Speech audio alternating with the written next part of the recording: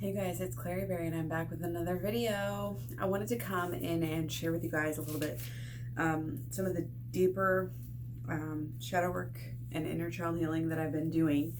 And I just wanted to share with you, well, for numerous reasons, but one of the biggest is to just let you guys know how it's not either or, especially when you get good at it. It's kind of intuitive. Sometimes you'll get blocked on the mental, sometimes you'll get blocked on the emotional. And I'm going to make this a very short video today because I actually don't have very much battery left. And I'm also tired. Need to get to sleep, go to work tomorrow. And so, whatever I don't cover today, I'll cover later.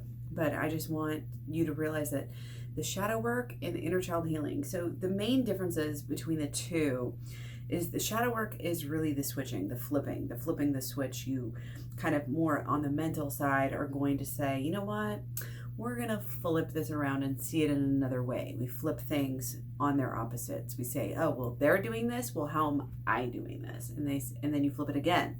You say, well, they're doing this. I'm doing this. Well, they're not doing this and I'm not doing this. And I've explained that many times, kind of the whole process there. So I'm not going to get into that right now. So that's the switch work. And then the inner child healing work is more of this emotionally based. You kind of think of the pain, think of this negative feeling that you might be feeling it right then, or it may be something that's bugging, that you just know that you need to deal with. So you think of it, you kind of tend to locate it on the body if you can. And then you kind of, when you feel it, you kind of think back to the first time, that you've ever felt this. And it kind of gives you a little cheat sheet to be able to know like what you need to go heal. The first time you felt that is the reason why you're still feeling it, and also the reason why you're still making yourself feel it over and over and over again. Okay. And this can be very, very deep. Again, you can go do healing on one level and then not follow through on the other level. So again, the shadow work is a little more mental. The inner child healing is a little more emotional. The shadow work is usually, I tend to think about it as what you're doing in the present, what you're thinking of now, just deal with it. And I think of the shadow work as anything in the past. Could be last week, you don't have to be an actual child, but this is your inner child healing work because you're going into the past. You're dealing with something that happened in the past. Okay? So that's kind of why it tends to be feeling based to get to the past, but you can also do the inner child healing work on the past using the switch work method. It's just like, it's one of the same. That's why it's part of the same program. I just want to really do a little video here to clarify that and let you guys know that there's no one way to do it. And really, once you get used to it, again, follow your own lead. Meet yourself where you're at. Always start where you are. And it's like, like today I was sitting there, I was like, I really wanted to do inner child healing work because I was thinking, oh, it's deeper, it's more emotional, it's deeper. But then I just wasn't getting anywhere. And so I kind of allowed myself to fall back on the switch work, and it really helped me to get to a huge new level.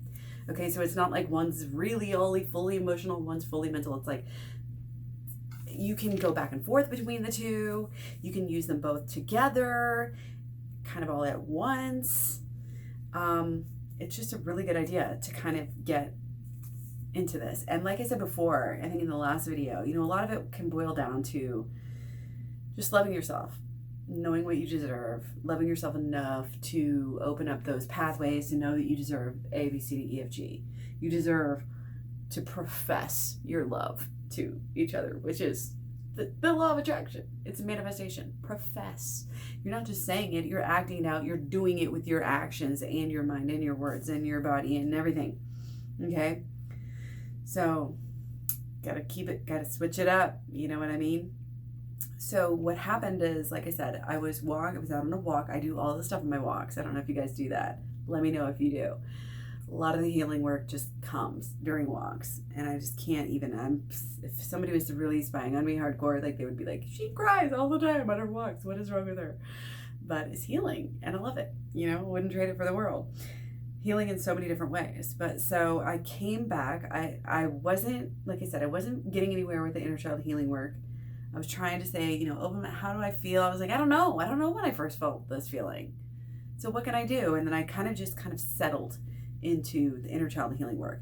And I kind of just said, okay, well, I feel this XYZ way, and I'm just, like I said, I'm sitting there trying, when did I feel this? When did I first feel this? And it's like, I tried and I tried and I tried. And I felt like I brought up the event, but I think what really got me back was, even though I was wanting to go in the past and do the inner child healing work, I wanted to do it in kind of a switch work way.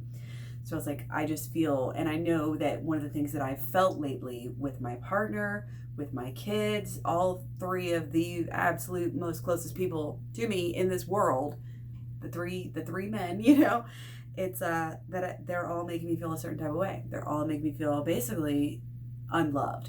And when it, that's one of those boil it down things that I always talk about. Like, I didn't just come to that. Oh, it's disrespect. Oh, it's, disappointed. Oh, it's this and that. You're not doing what, it's like all comes down to love. Because honestly, I feel like it's all love. I feel like love is all there is. So at the bottom line, it's always going to be some kind of a display or acknowledgement of love. We just don't feel loved enough because we're not loving ourselves. So it really is the answer to all things. Love is the answer.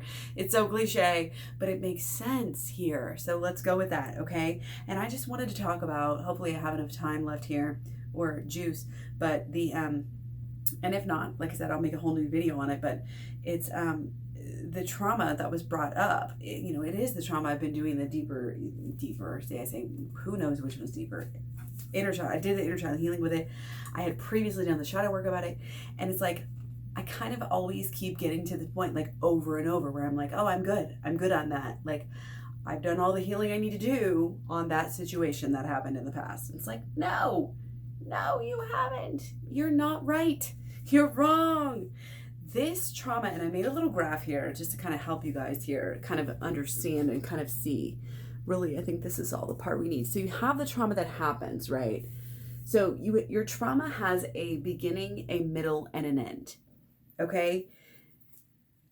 Always. Like, whether it's a matter of minutes that your trauma happened, or if it's over years of prolonged trauma some of us have had to deal with, right? So beginning, middle, end. So many different things that have hurt you, have affected you during that process. Again, whether it's fast, the beginning hurts you in a different way than the end hurts you, okay? Then the middle hurts you. And that type of stuff is kind of these different levels that you can get into. So don't think that, oh, you revisited this on a mental level, you're done, you can move on. Or even if you did get to a deeper level, don't just think you're good, okay? There's a beginning, middle, and an end, and then there's actually short-term effects that can happen. And then I realize there's these long-term effects. And the short-term effects are going to help to create the long-term effects. But then what you have is secondary trauma, third, tertiary, all these different levels of trauma.